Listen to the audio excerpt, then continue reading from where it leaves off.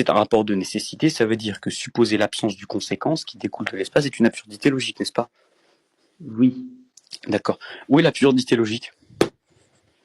Bah, si on vient de dire qu'il est nécessaire que, par exemple, la galaxie de la Voie lactée existe à tel moment donné, eh ben, il est impossible qu'elle n'existe pas à ce moment Oui, donné. précisément, c'est effectivement ton point. Eh ben voilà. Mais Alors je comprends si pas ta c'est question. effectivement ton point, quand tu poses une relation de nécessité, tu es en train de faire une autre affirmation. L'autre affirmation, c'est de dire que séparer les deux est une impossibilité logique. Mais ça, Oui. c'est a priori pas vrai. Pourquoi? Parce que moi, je peux très bien concevoir l'espace, ta définition de l'espace que tu m'as donnée, ou tu me l'as pas donnée peut-être, mais peu importe, je peux très bien concevoir l'espace sans, par exemple, c'est quoi? Prenons la Voie lactée, allez, n'importe quoi. Bon, après, la Voie lactée, je suis pas sûr que l'espace ait produit la Voie lactée, mais bref. Attends une seconde. Non, c'est un très mauvais argument. Elles sont engrenées. Si tu tournes l'une, d'abord on va parler de la galaxie, Vas-y. est déterministe. L'absence de la Voie lactée, en considérant toutes les causes, tout l'enchaînement des causes qui a conduit à l'existence de la Voie lactée. Exactement comme lorsque deux roues d'engrenage sont engrenées l'une numéro un, moi je peux très bien concevoir que la roue numéro 2 elle tourne pas. Parce que Eh ben non, tu peux pas. alors tu peux pas. Alors justement, bon, simplement, quand tu poses une hypothèse comme les rapports sont des rapports de nécessité, quand tu poses cette hypothèse, tu es en train de dire que ton hypothèse n'est pas contradictoire, sinon tu la poserais pas. Ok. Si ton hypothèse n'est pas contradictoire, ça veut dire qu'il faut pas que ton hypothèse soit contredite par quelque chose de factuel. Or, ton hypothèse, c'est Ben quoi? non. C'est les rapports sont des rapports de nécessité entre les choses, de telle Oui, sorte à ce que oui, les choses sont concomitantes entre elles. D'accord. oui. Si c'est ça qui est affirmé, alors ça veut dire que la négation de la concomitance ou la négation de la simultanéité entre les choses, le rapport de nécessité, ça veut dire qu'il est toujours contradictoire. Or, nous, on constate, on analyse, on voit que finalement, entre l'espace et la Voie lactée, il n'y a pas forcément un rapport contradictoire à supposer l'existence de l'espace sans supposer l'existence de la Voie lactée. Pourtant, ton hypothèse, elle, dit non, c'est contradictoire. Elle dit c'est contradictoire, donc on devrait toujours voir la contradiction. J'arrive, je vois pas la contradiction. Ton hypothèse est fausse. Mais, mais non, non. Si. Tu vois pas la contradiction parce que tu considères pas l'enchaînement causal qui a conduit l'univers de son commencement jusqu'à Alors, aujourd'hui montre-moi la avec la Voie contradiction. lactée là où elle est. Où est la contradiction? Comment?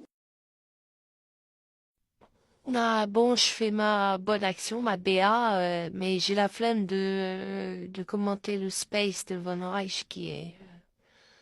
On dirait qu'il est en monde qui veut absolument des athées dans ses spaces et là il en a trouvé un. Alors je vais faire plusieurs commentaires et j'ai gardé juste cet extrait. J'ai eu la flemme d'écouter, hein, honnêtement. J'ai écouté un peu, j'étais auditeur, mais je veux pas, voilà, quand je suis retournée sur le reg, je suis passée vite fait, j'ai regardé s'il y avait un truc à pécho.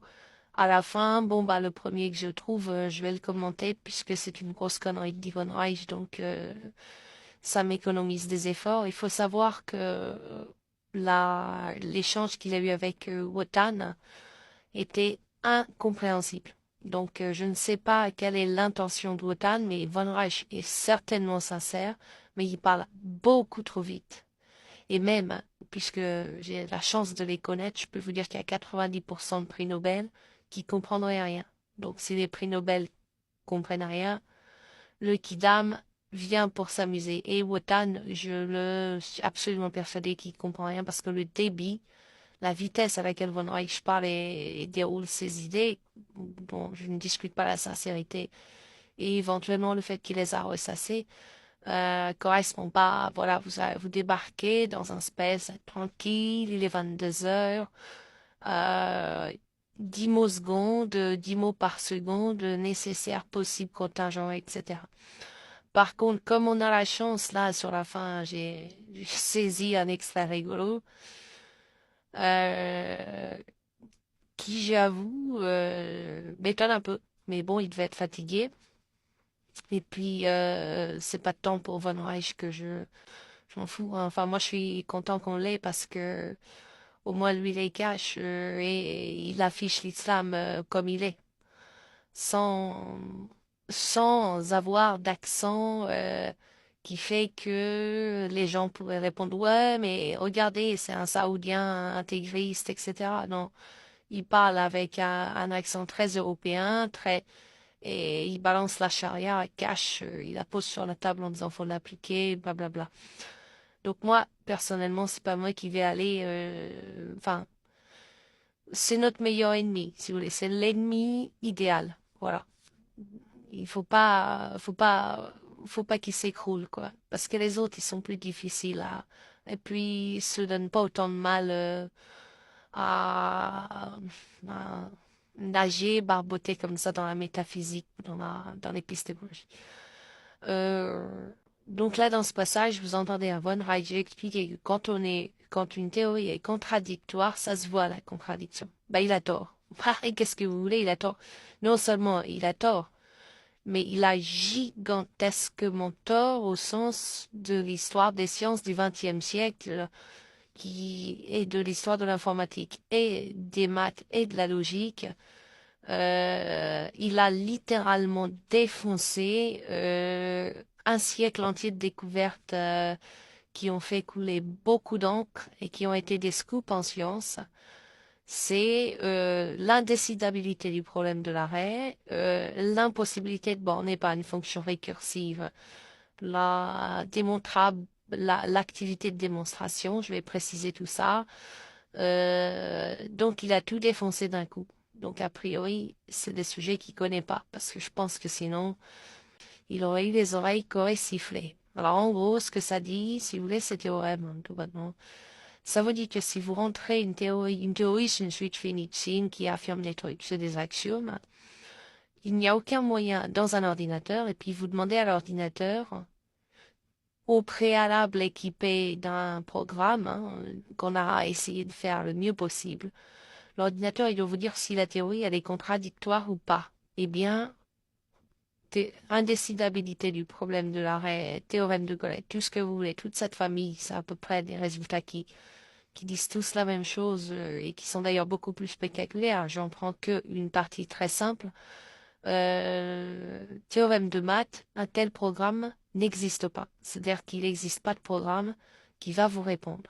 Mais pire que ça, à, à chaque programme qui prétend y arriver, on peut associer de manière simple et immédiate une théorie qui va le faire échouer.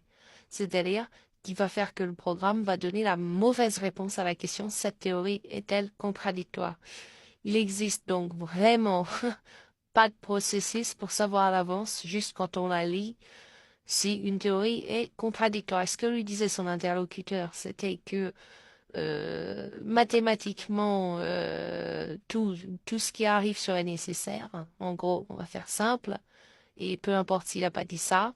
C'est-à-dire qu'en gros, c'est si on avait toutes les informations sur l'univers, on pourrait démontrer que la Voie lactée allait exister, etc., etc. Et démontrer, ça veut dire qu'on obtiendrait une contradiction en supposant par exemple, un univers ayant les mêmes propriétés dans lequel la Voie lactée n'existe pas. Et, bah, c'est exactement Von Reich dit, ah non, parce que sinon cette contradiction résulterait. Prenons l'arithmétique de Peano, qui est l'arithmétique toute bête des enfants. On ne sait même pas si elle est contradictoire ou pas. On espère qu'elle ne l'est pas, mais on est obligé de supposer qu'elle ne l'est pas pour monter au-dessus, avoir des théories plus fortes, donc plus risquées, dont on ne sait pas non plus si elles sont contradictoires, et ainsi de suite jusqu'à arriver à ce qu'on appelle ZF, le système d'action des maths, etc., etc. La théorie physique, c'est encore pire que ça. On est vraiment dans l'inconnu total. On ne sait pas si les théories physiques sont contradictoires ou pas, et vous avez hélas, une publicité mensongère qui vous dit que qui vous dit que la théorie quantique des champs, en fait, plus ou moins pour marier, prétendant marier la relativité restreinte au paradigme quantique. On vous dit souvent, bah, on a réussi. Bah oui, un problème, c'est qu'elle est, elle, carrément contradictoire et ça se voit. Sauf si on borne, voilà, si on dit, les lois sont valables entre -100 et 100, par exemple. Bon, ça, c'est pas des théories satisfaisantes, hein. Je vous le dis tout de suite, ça s'appelle des théories. Ça, c'est une théorie pour le coup de la contradiction. Donc, vraiment, ce qu'il a dit, c'est complètement incroyable, quoi. C'est-à-dire qu'il dit, quand tu me donnes un système d'axiomes, s'il est contradictoire, alors je vais le voir. Ah bah alors t'es un génie et tu résous le problème de l'arrêt, de Turing, de Post, avec ton cerveau. Faut immédiatement candidater pour Ah, pardon, ouais, c'est chiant cette application qui coupe avant la fin. Donc, je vais faire du blabla pour être sûr que vous aurez tout.